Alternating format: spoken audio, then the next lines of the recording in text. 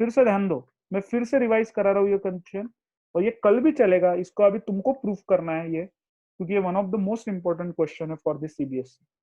आपको पूछा जाता है प्रूफ करो रूट ट्रू इरेशनल नंबर है, तुम बोलते हो कि ठीक है हम इसको प्रूफ बाय कॉन्ट्राडिक्शन करेंगे, स्टेप सबके लिए कॉमन है। मैं रूट थ्री का भी तुमको 1 मिनट में इसके ऊपर ही लिख के बताऊंगा, एक छोटा सा चेंज करके। रूट टू आए, रूट थ्री आए, रूट फाइव आए, रूट सेवन आए, उसमें से एक आने वाला है तुमको, 100% आने वाला है। और मैं तुमको नंबर बोलता हूँ, तुम्हारे सिलेबस में रूट थ्री, रूट फाइव और रूट टू, रूट थ्री और रूट फाइव, तीन है तुम्हारे सिलेबस में। सीबीएसई का करिकुलम जाके देखो, इस बार एक्सपेक्टेड है मेरे को तुम्हारे टाइम आएगा रूट फाइव के लिए आएगा। कोई फर्क नहीं पड़ता रूट टू और रूट थ्री या रूट फाइव, क्योंकि सोल्यूशन सेम है। और समझ लो प्रूफ कैसे करना है। रूट टू इरेशनल नंबर बताना है, तो एजम्पशन ये है सबसे पहले, root two is a rational number. इसको बोलते हैं प्रूफ बाय कॉन्ट्रडिक्शन, हम उल्टा प्रूफ करेंगे। तुम ये स्टेप्स दिमाग में बैठा लो, लर्न कर लो। Root two is a rational number by proof of contradiction. By proof of contradiction, you are proving this. So assume that root 2 is a rational number. If root 2 is a rational number, then you will say that कि root two is equal to P upon q, क्योंकि root two is equal to P upon q and q is not equal to zero, ये rational number की definition है original, जो कल अपन ने देखी थी। फिर पी और क्यू में जो भी कैंसल कैंसल करके root two is equal to आता है a upon b, where a and b are coprime number and HCF of a and b is one. Coprime मतलब उसमें से जो भी कॉमन कॉमन है उसको कैंसिल किया कैंसिल किया कैंसिल किया, और एंड में बचा ए और बी, और उनका एचसीएफ वन है, अभी उनमें कोई कॉमन फैक्टर नहीं बचा। और को प्राइम के मैंने तुमको एग्जांपल दिए, जैसे 3 7, 3 10, 2 17, ये को प्राइम के एग्जांपल्स है। अब इसके बाद करना है squaring on both side. Root two का स्क्वायर आएगा 2, a square upon B square, denominator को हमेशा इधर लेके जाना है। तो 2 into b² is equal to A square. Now you can say that 2 into b² multiply किया तो ए स्क्वायर आया ना, तो hence 2 is a factor of A square, क्योंकि 2 को किससे तो भी मल्टीप्लाई किया यानी बी स्क्वायर एक नंबर से, ए स्क्वायर आया, इसलिए 2 is a factor of A square and hence 2 is also a factor of a। ठीक है, 2 is a factor of a square and hence 2 is a factor of a। अब 2 is a factor of a, तो कोई तो भी 2 के आगे ऐसा नंबर एग्जिस्ट करता होगा कि 2 into c को अगर हम मल्टीप्लाई करें, 2 into c is equal to a। Now again squaring on both side, तो आपका इधर आता है a² is equal to 4 into c square. ठीक है, फिर ए स्क्वायर के जगह पे आपने शिफ्ट किया, ए स्क्वायर के जगह पे आपने डाला 2 into b², तो फिर आपका आगे जाके आएगा b² is equal to 2 into c²। So 2 is a factor of b², hence as 2 is a factor of b², 2 is a factor of b। now 2 is a factor of a and b, तुमने पहले बोला था 1 is a HCF, so by a and b are not co-prime, so our assumption is wrong and root 2 is a irrational number। समझा? और अगर नहीं समझा तो भी कोई फर्क नहीं पड़ रहा है अपने को, क्योंकि फर्स्ट टाइम अपन कर रहे हैं ये, तो इसलिए अब मैं तुमको सुनो, अब मैंने तुमको रूट टू बताया।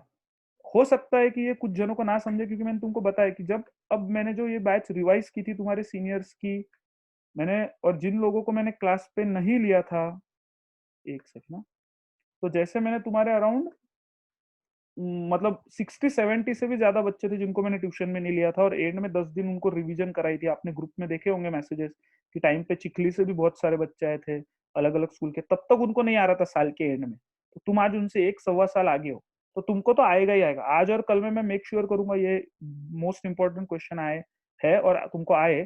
तो अब मैं क्या कर रहा हूँ पता है क्या, जो मैंने तुमको अभी पढ़ाया, जो मैंने तुमको अभी ये क्वेश्चन पढ़ाया ना रूट टू का, सेम रूट थ्री के लिए लिख रहा हूँ मैं।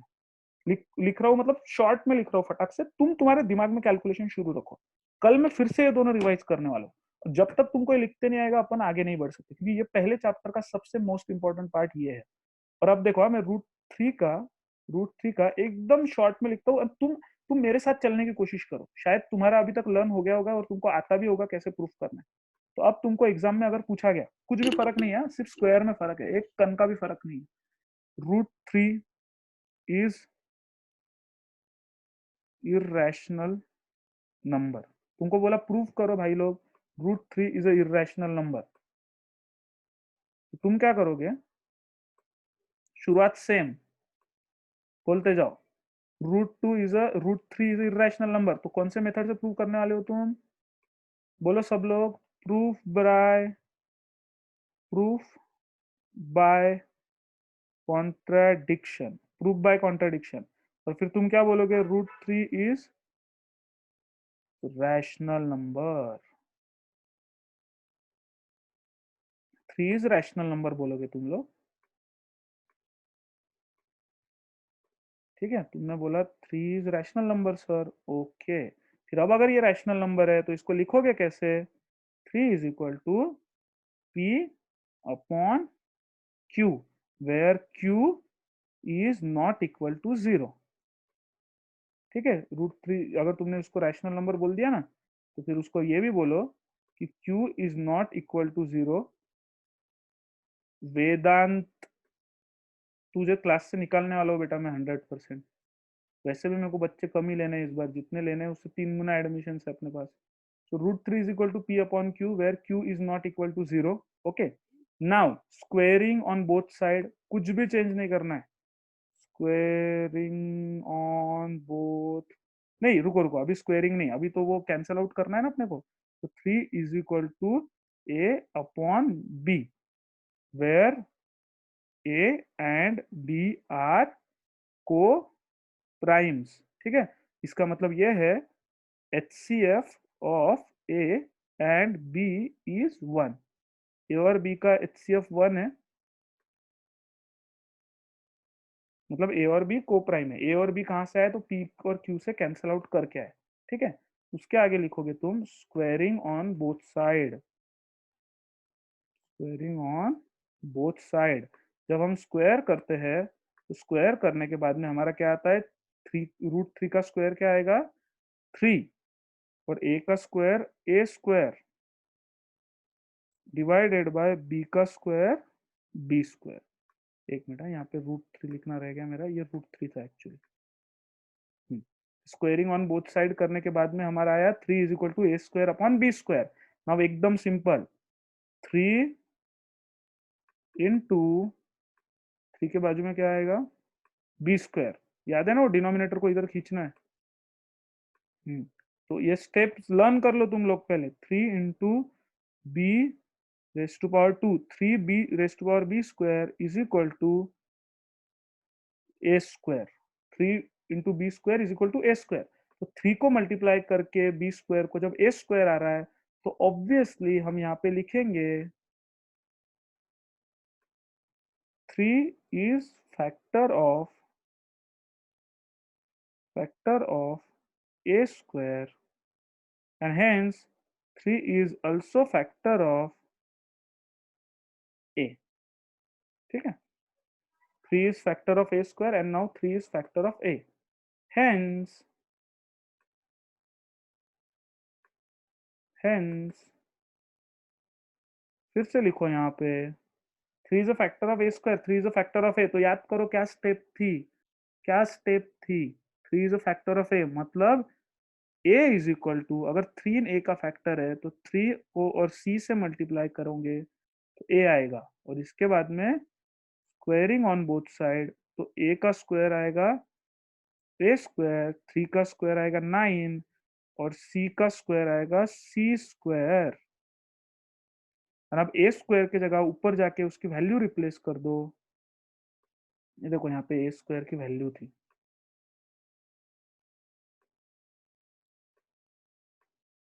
ये ए स्क्वायर की वैल्यू थी थ्री इंटू बी स्क्वायर।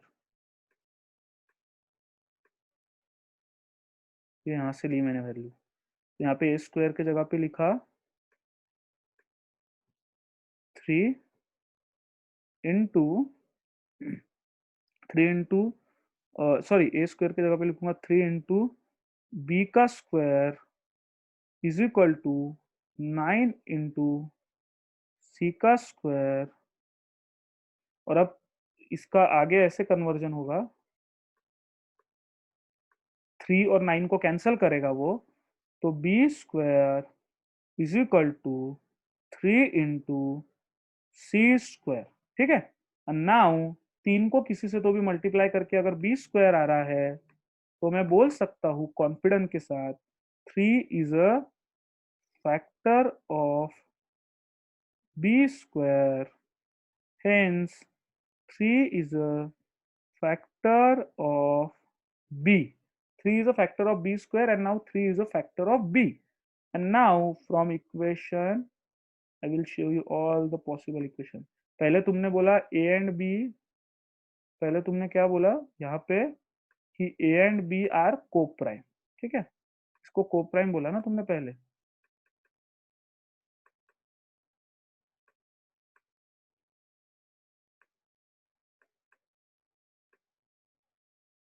यहाँ पे तुमने a और b को co-prime बोला, मतलब उनका HCF 1 बोला. यहाँ पे तुमने बोला कि अरे 3 is a factor of a, ये इक्वेशन 1 यहाँ पे बोला 3 is a factor of b. So this is contradiction. So this is contradiction and hence this is contradiction. A and B are not co-primes and hence our assumption is wrong. Our assumption is wrong and hence we can write that in the end 3 root 3 is irrational number. एक भी stage में मैंने फर्क नहीं किया, कुछ भी stage में फर्क नहीं है, और मेरे को ऐसा लगता है now you should be able to remember this question. Root 2 आओ, रूट 3 आओ, रूट 5 आओ.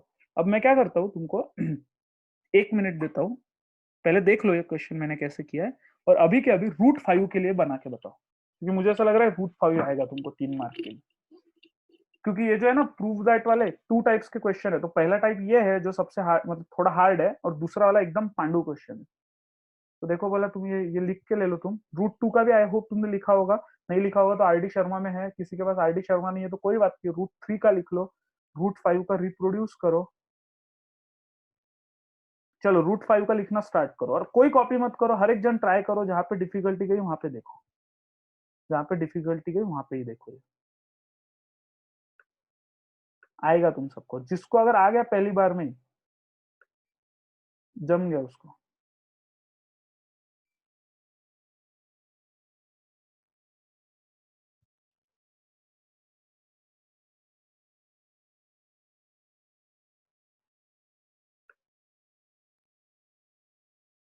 चलो रूट 5 का करो.